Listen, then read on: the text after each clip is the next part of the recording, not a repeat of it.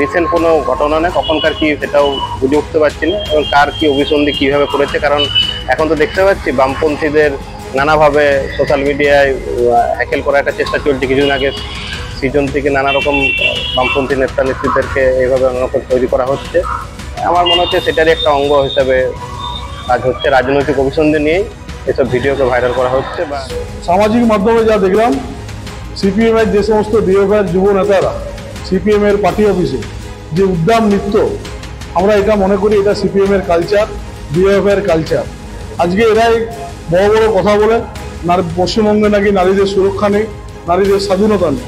আজকে আমরা দেখলাম সিপিএম এর পার্টি অফিসে ডিএফআইয়ের একদল যুবক এবং যুবতীরা তারা উদ্দাম নৃত্যে আমরা দেখলাম তারা পার্টি অফিসে বসে নাচ করছে।